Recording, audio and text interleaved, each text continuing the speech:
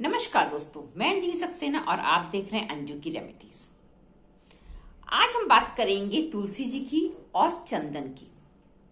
तुलसी जी और चंदन में ऐसा क्या संबंध है जो हमारे लिए बहुत अच्छा जीवन ला सकता है और हमारे बहुत सी परेशानियों को दूर कर सकता है। जैसा कि आप सभी लोग जानते हैं कि हर घर में जितने सनातनी हैं सबके घर में आपको तुलसी जरूर मिल जाएंगी। तुलसी जी की पूजा करना बहुत ही शुभ फलदायक होता है। संध्या काल में तुलसी जी के नीचे दिया जलाना बहुत शुभ फलदायक होता है। तुलसी जी क्या होती है? बुध ग्रह को रिप्रेजेंट करती हैं। बुध ग्रह को, आपकी बुद्धि को, आपके व्यापार को रिप्रेजेंट करती हैं। अगर वो सूखती है तो अच्छा नहीं माना जाता है। ऐसे ही चंदन क्या होता है? चंदन एक शुद्धता का प्रतीक होता है। मन को शांत रखने के लिए चंद्रमा से संबंधित, शुक्र से संबंधित इसका प्रयोग किया जाता है, क्योंकि चंदन में ऐसे गुण होते हैं कि कितने भी सर्प लिपटे हों उस पर कोई असर नहीं डालते। बहुत ही शुद्ध होता है, उस पर किसी भी तरह की नकारात्मक ऊर्जा का असर नहीं हो सकता है। इसलिए चंदन अपने आप में बहुत महत्व रखता है। लोग चंदन का तिलक लगाते हैं। आप किसी भी साधु संत को देख लीजिए, वो चंदन अवश्य लगाता होगा, अपने मन को शांत रखने के लिए, अपने चंद्रमा को सही रखने के लिए, अपने साधना के लिए और किसी भी तरह से भटकाव से बचने के लिए। तो चंदन और तुलसी दोनों चीजें अपने आप में बहुत महत्व रखती हैं।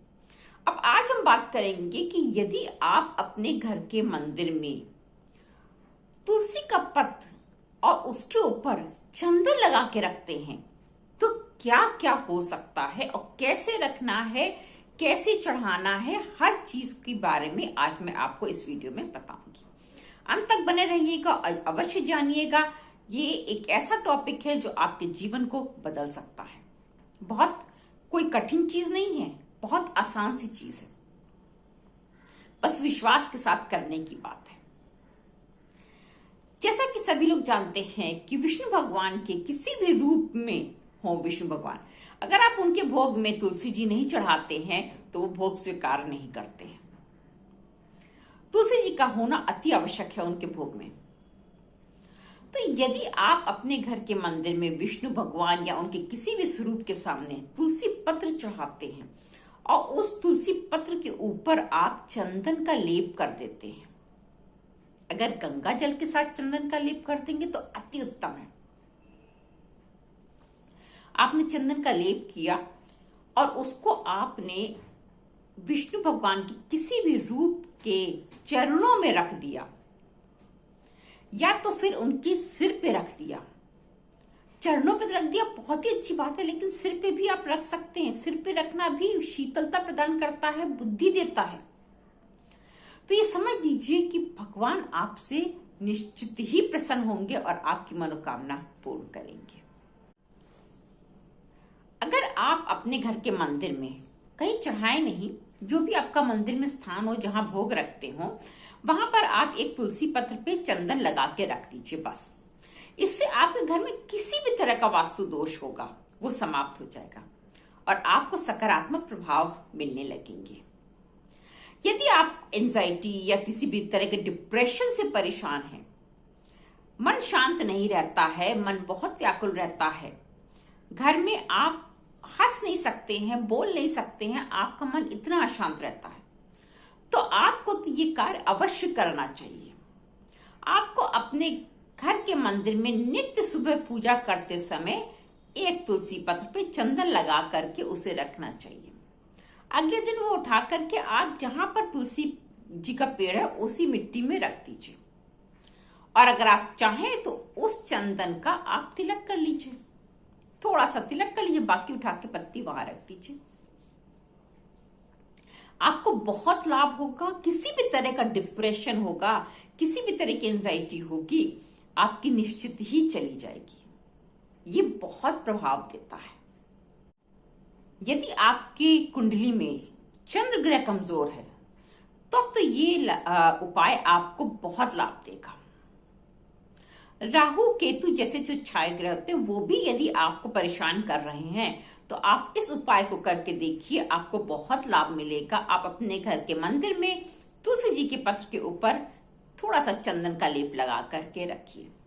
इससे आपको बहुत लाभ मिलेगा।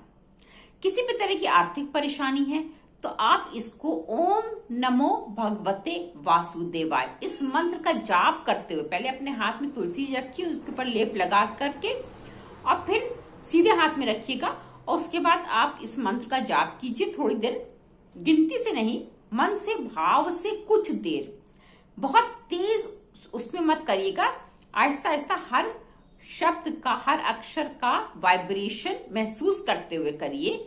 ओम नमो भगवते वासुदेवाय इस तरह से, और उसके बाद आप उसको अपने घर के मंदिर में रख दीजिए।